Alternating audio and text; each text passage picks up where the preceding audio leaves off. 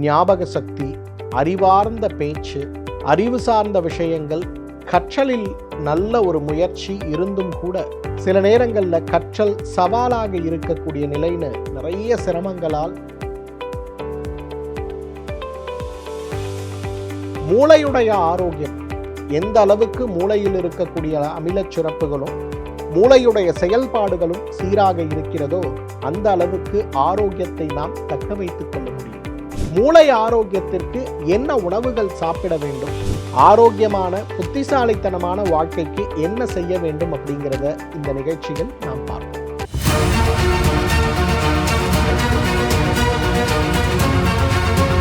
Doctor Srivarma's ஆரோக்கியமும் ஆன்மீகமும். உங்களுடைய வெல்னஸ் குருஜியுடைய அன்பான வணக்கங்கள். உணவே மருந்து. உணவை கொண்டு ஆரோக்கிய வாழ்க்கை எவ்வாறு வாழ முடியும் அப்படிங்கிறத இந்த நிகழ்ச்சியில் தொடர்ந்து நாம் பார்த்து கொண்டிருக்கிறோம். உடலுடைய ராஜ உறுப்புகள்னு சொல்லக்கூடிய மூளை, இதயம், நுரையீரல், ஈரல், சிறுநீரகங்கள், செரிமான மண்டலம், நரம்பு மண்டலம், இந்த 7 ராஜ உறுப்புகளும் எவ்வளவு ஆரோக்கியமாக இருக்கிறதோ அதுடைய பணியை மட்டுமல்ல, ஒவ்வொரு ராஜ உறுப்புகளும் மற்ற ராஜ உறுப்புகளை பலப்படுத்துவதற்கான முயற்சிகளை செய்து கொண்டிருக்கிறதோ அந்த அளவுக்கு நம்முடைய ஆரோக்கியம் சீராக இருக்கிறத பார்க்க முடியும். பிராணான்னு சொல்லுவாங்க. பிராண அப்படிங்கிற வார்த்தைக்கான அர்த்தம் மூச்சு கிடையாது. பிராண அப்படிங்கிற வார்த்தைக்கான அர்த்தம் உயிர் சத்து அப்படிங்கிறது அர்த்தம். உண்ணுகின்ற உணவிலிருந்து கிடைக்கக்கூடிய சத்துக்களும் சுவாசத்தின் மூலமாக கிடைக்கக்கூடிய சத்துக்களும் பிரபஞ்சத்திலிருந்து நாம் எடுத்துக்கொள்ளக்கூடிய சத்துக்களும் இன்றைக்கு மூன்றும் இணைந்து ஒவ்வொரு மனிதனுடைய உடலும் ஒவ்வொரு உயிரும் உருவாக்கக்கூடிய தன்னுடைய இயக்கத்திற்காக தன்னுடைய ஆயுளுக்காக உருவாக்கக்கூடிய சக்தி தான் பிராணசக்தின்னு சொல்லுவோம். இந்த பிராணசக்தியை உடல் உருவாக்க வேண்டுமானால் உடலுடைய ராஜ உறுப்புகள் சீராக இருந்து உருவாகின்ற பிராணசக்தி இந்த உறுப்புகளுக்கு தேவைக்கு ஏற்றபோல பகிர்ந்து அளிக்கப்படும் போது ஆயுள் மட்டுமல்ல ஆரோக்கியமும் சாத்தியமான விஷயமாக இருக்கிறத பார்க்குறோம். அந்த வகையில் இன்றைக்கு உணவு அப்படின்னு சொல்லக்கூடிய மூளைன்னு சொல்லக்கூடிய ராஜ உறுப்பை பலப்படுத்த என்ன வகையான உணவுகளை நாம் சாப்பிட வேண்டும்ங்கிறதை பற்றி தான் இன்றைக்கு உங்களோடு நான் பகிர்ந்து கொள்ளப் போகிறேன். நோயற்ற வாழ்க்கை அப்படிங்கிறது இன்றைக்கு சாத்தியமற்ற விஷயமாக இருப்பதற்கு காரணம் என்ன தெரியுமா? நம்முடைய உடலை நாம் முழுமையாக புரிந்து கொள்ளாமல் இருப்பது தான். உடலை நாம் புரிந்து கொள்ளாத போது உடல் வெளிப்படுத்தக்கூடிய பலவீனங்களையோ சத்து குறைபாடுகளையோ செயல்பாட்டில் இருக்கக்கூடிய சிரமங்களையோ நம்மால் புரிந்து கொள்ள முடியாத போது நீண்ட காலம் அந்த புரிதலற்ற ஒரு நிலை தொடரும் போது தான் பக்கவாதம் போன்ற நோய்களும் நரம்பு நோய்களும் மறதி நோய்களும் பார்க்கின்சன் சொல்லக்கூடிய நடுக்குவாத நோய்களும் ஏன் இன்றைக்கு நம்முடைய முழுமையான இயக்கத்திற்கு தேவையான ஆற்றலை வழங்க முடியாத அளவுக்கு நம் உடலும் சீர்கெட்டு போயிருப்பதை நம்ம பார்க்கிறோம். அப்போ முதல்ல நம்ம உணவு, காற்று மற்றும் பிரபஞ்ச சக்தியை ஈர்க்கக்கூடிய ஆற்றலை வளர்த்து கொள்ள முதல்ல உணவில் என்ன மாற்றங்கள் கொண்டு வர வேண்டும், குறிப்பாக மூளை சார்ந்த உறுப்புகளுடைய நரம்பு மண்டலத்துடைய பலத்திற்கு என்ன செய்ய வேண்டும் அப்படிங்கிறது தான் இப்போ நம்ம பார்க்க போகிறோம். மூளையை பலப்படுத்தக்கூடிய மிகச்சிறந்த உணவுகளில் முதலில் இருப்பது எது தெரியுமா? வேர்க்கடலை.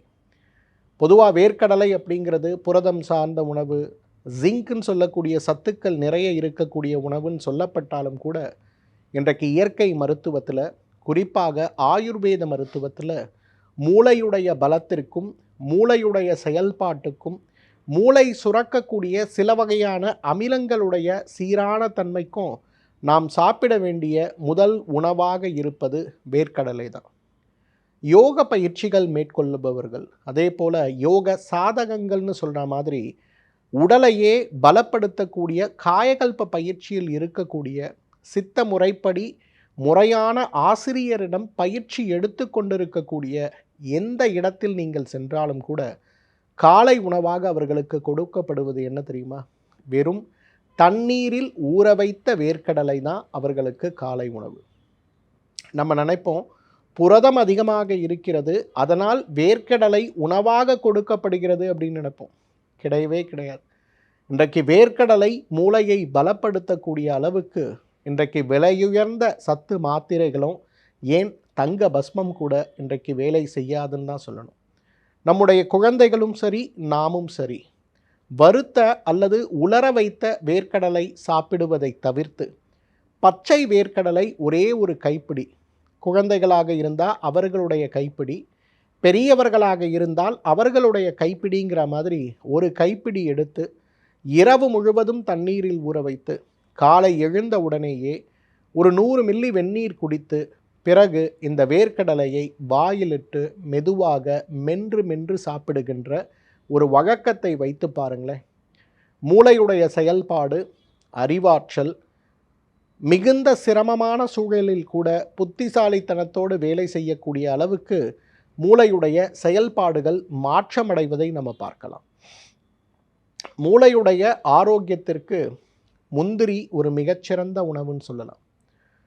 பொதுவாக முந்திரியில் இருக்கக்கூடிய குணங்கள் இன்றைக்கு மூளை சுரக்கக்கூடிய ஒரு குறிப்பிட்ட அமிலம், பொதுவாக 2 வகையான அமிலங்களை மூளை சுரக்கிறத பார்க்குறோம். ஒன்று செரட்டோனின் சொல்லக்கூடியது, மற்றொன்று டோபமின்னு சொல்லக்கூடியது.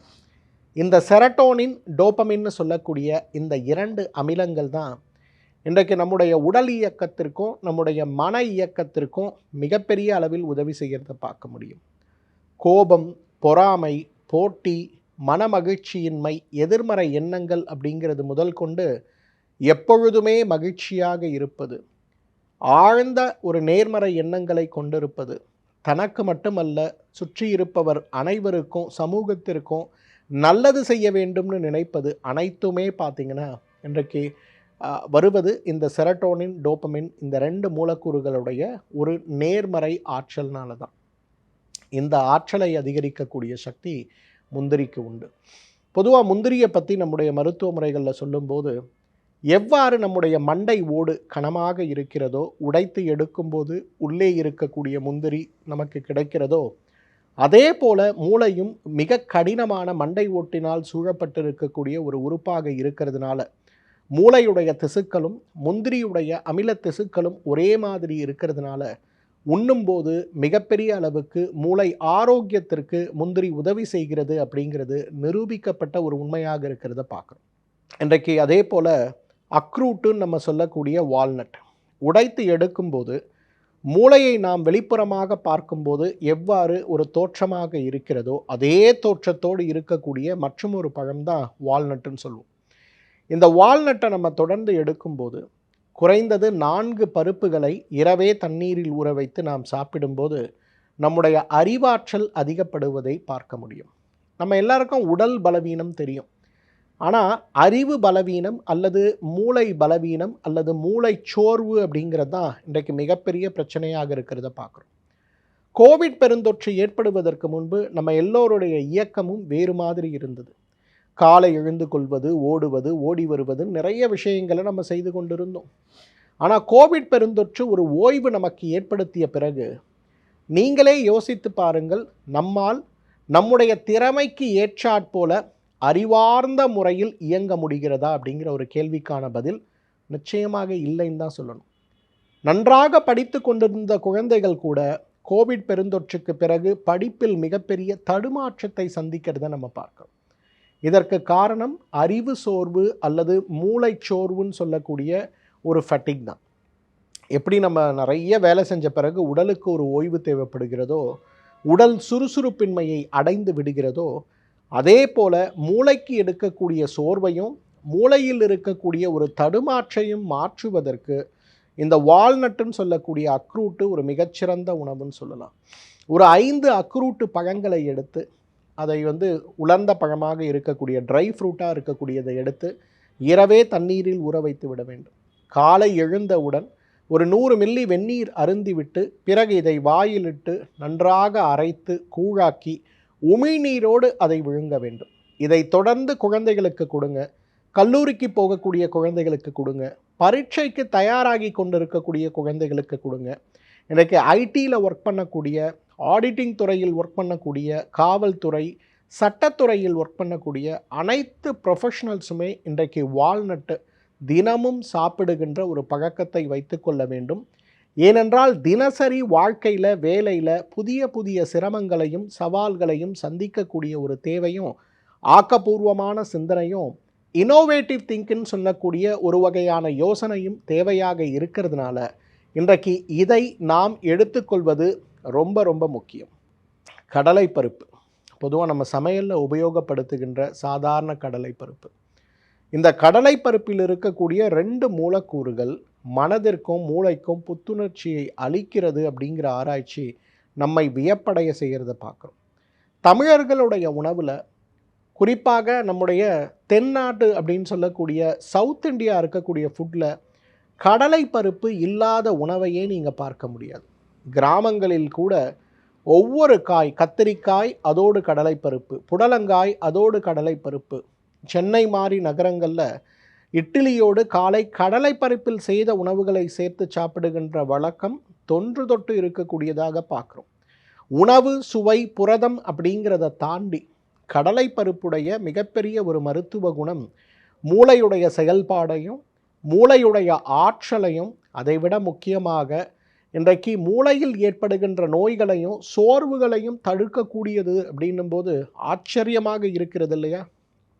கருப்பு உளுந்து, பொதுவாக நம்மெல்லாம் உளுந்து அப்படிங்கிறது தோல் நீக்கிய உளுந்தை உணவாக பயன்படுத்துகிறோம். கருப்பு நிறமாக இருக்கக்கூடிய தோல் நீக்காத உளுந்து மூளையுடைய செயல்பாட்டுக்கு மிகச்சிறந்த ஒரு உணவுன்னு சொல்கிறாங்க. இன்றைக்கு சீன நாடுகளில் பார்த்திங்கன்னா குழந்தைகளுக்கு நம்ம ஊரில் எப்படி மதிய உணவு கொடுக்கப்படுகிறதோ அங்கே கொடுக்கக்கூடிய மதிய உணவுகளில் கருப்பு உளுந்து இனிப்பு வெல்லம் சேர்த்து செய்யக்கூடிய ஒரு வகையான இனிப்பை தினசரி உணவாக கொடுக்குறாங்க. அதற்கு காரணமாக அவர்கள் சொல்லுவது என்னென்னா, குழந்தைகளுடைய கவனிக்கின்ற திறனும் குழந்தைகள் சொல்லுகின்ற விஷயத்தை புரிந்து கொண்டு ஒழுக்கமாக நடப்பதற்கும் நேர்மையாக இருப்பதற்கும் சட்டத்தை அனுசரித்து இருப்பதற்கும் கடலை பருப்பு மிகச்சிறந்த ஒரு உணவாக இருக்கிறது அப்படிங்கிறது அவர்களுடைய பாரம்பரிய வழக்கங்களில் ஒன்றாக இருக்கிறத பார்க்குறோம். இன்றைக்கு உலகத்திலேயே மிக அதிகமான கடலை பருப்பை உற்பத்தி செய்யக்கூடிய நாடுகளில் சீனா முதலிடத்தில் இருக்கிறது நம்ம பார்க்குறோம். அந்த வகையில் கடலை பருப்பு ஆரோக்கியத்திற்கும் புத்திசாலித்தனத்திற்கும் மிகச்சிறந்த ஒரு உணவு. தொடர்ந்து உணவில் நாம் சாப்பிடும்போது நல்ல மாற்றம் ஏற்படுவதை பார்க்க முடியும். அசைவம் சாப்பிடுபவர்களாக இருந்தால் முட்டை ஒரு மிகச்சிறந்த உணவுன்னு சொல்லலாம். முட்டையிலிருந்து எடுக்கக்கூடிய 2 வகையான புரதம் சார்ந்த அமிலங்கள் மூளையில் இருக்கக்கூடிய சோர்வு, குறிப்பாக நீண்ட வேலைக்கு பிறகு உடல் சோர்வு ஏற்படுவது போலவே மூளையில் ஏற்படுகின்ற சோர்வை நீக்குகின்ற மிகச்சிறந்த ஒரு வரப்பிரசாதமாக இருக்கிறத நம்ம பார்க்கிறோம். அதனால தான் உலகத்தில் இருக்கக்கூடிய எல்லா மருத்துவ முறைகளிலுமே ஒரு அடல்ட் 18 வயதுக்கு மேலே இருக்கக்கூடிய ஆண்களாக இருந்தாலும் பெண்களாக இருந்தாலும் உணவில் குறைந்தது 2 முட்டை தினசரி சாப்பிட வேண்டும்ங்கிற ஒரு அறிவுறுத்தல் இருப்பதை பார்க்கிறோம். இது புரதத்திற்காக அப்படின்னு மேலோட்டமாக நம்ம பார்க்கிறோமே தவிர இது புரதத்திற்காக மட்டுமல்ல, இதில் இருக்கக்கூடிய அமிலங்கள் மூளையுடைய செயல்பாட்டை சீராக்க உதவுகிறது அப்படிங்கிறத நம்ம புரிஞ்சுக்கணும். எப்படி முந்திரியும் வால்நட்டும் மிகப்பெரிய ஒரு மருந்தாக மூளைக்கு இருக்கிறதோ அதே போல் பாதாம் பருப்பு, அதே போல் கோதுமை, இந்த மாதிரி நிறைய உணவுகள் மூளையுடைய ஆரோக்கியத்திற்கு உணவில் நாம் சேர்த்து கொள்ள வேண்டும் அப்படிங்கிறத நம்ம புரிஞ்சுக்கணும். இன்றைக்கு உணவை கொண்டே ஆரோக்கிய வாழ்க்கையும் தக்க வைத்து கொள்ள முடியும். ஒருவேளை விதிவசத்தால் மூளையுடைய நோய்கள் பக்கவாத நோய்களாகவோ அல்லது நரம்பு பலவீன நோய்களாகவோ அல்லது கட்டிகளாகவோ அதிலிருந்து குணமடைந்த பிறகு கூட இயல்பு வாழ்க்கைக்கு வேகமாக திரும்புவதற்கும் போராடி கொண்டிருக்கக்கூடிய நோய்களாக இருந்தாலும் கூட நோய்களுடைய சிரமத்தை குறைத்து கொள்வதற்கும் இந்த உணவுகளை தொடர்ந்து புரிந்து சாப்பிடுகின்ற ஒரு வழக்கத்தை வைத்து கொண்டாலே நம்மாலும் ஆயுள் முழுவதும் ஆரோக்கியமாக வாழ்ந்திட முடியும். மீண்டும் மற்றொரு ஆரோக்கிய குறிப்போடு உங்களை சந்திக்கிறேன். அதுவரை உங்களிடமிருந்து விடைபெறுவது உங்களுடைய வெல்னஸ் குருஜி. நன்றி, வணக்கம். ஆயுர்வேதம் ஒரு பொக்கிஷம், நம் ஆயுள் நீட்டக்கும் அற்புதம்.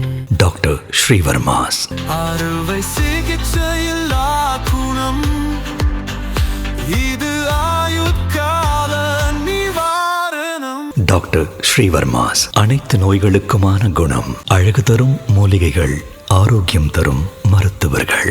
டாக்டர் ஸ்ரீவர்மாஸ், ஆரோக்கியமும் ஆன்மீகமும். ஸ்ரீ வர்மா ஆயுர்வேதா மருத்துவமனையின் வெல்னஸ் குருஜி அவர்களை ஆகஸ்ட் மாதம் 4ஆம் வாரம் 18ஆம் தேதி திங்கட்கிழமை காலை 7 மணி முதல் இரவு 9 மணி வரை கோடம்பாக்கத்திலும், 21ஆம் தேதி வியாழக்கிழமை காலை 7 மணி முதல் மாலை 4 மணி வரை நாகர்கோவிலிலும், 22ஆம் தேதி வெள்ளிக்கிழமை காலை 7 மணி முதல் மாலை 4 மணி வரை திருநெல்வேலியிலும், 23ஆம் தேதி சனிக்கிழமை காலை 6 மணி முதல் மாலை 6 மணி வரை மதுரையிலும், 24ஆம் தேதி ஞாயிற்றுக்கிழமை காலை 6 மணி முதல் மாலை 6 மணி வரை திருச்சியிலும் சந்தித்து மருத்துவ ஆலோசனை மற்றும் ஆசி பெற தொடர்பு கொள்ள வேண்டிய தொலைபேசி எண்கள் 9500946634 9994244111. ஆச்சார்யா டாக்டர் ஸ்ரீ வர்மா அவர்களிடமும் வெல்னஸ் குருஜி அவர்களிடமும் நேரடியாக பயிற்சியும் ஆசியும் பெற்ற doctor Hemala Thiruvallur, doctor Aneesh Fathima Ambattur, doctor Surya Kodambakkam, doctor Jayarupa Manapakkam, doctor Mekala Velachery, doctor Jayakanthan Pondicherry, doctor Rizwana Tiruvannamalai, doctor Saraswathi Salem, doctor Mary Kalsa Trichy, doctor Abinasha Thanjavur, doctor Abina Mubisha Madurai, doctor Jebashin Nagercoil, doctor Malathi Coimbatore, doctor Kiruthika Hosur, doctor Guna Apsara Bangalore, doctor Navneeth Hyderabad, doctor Siddhanath Mumbai. பட்டப்படிப்பு மற்றும் பட்ட மேற்படிப்பு முடித்த மருத்துவர்களை சந்தித்து சிகிச்சை பெறலாம்.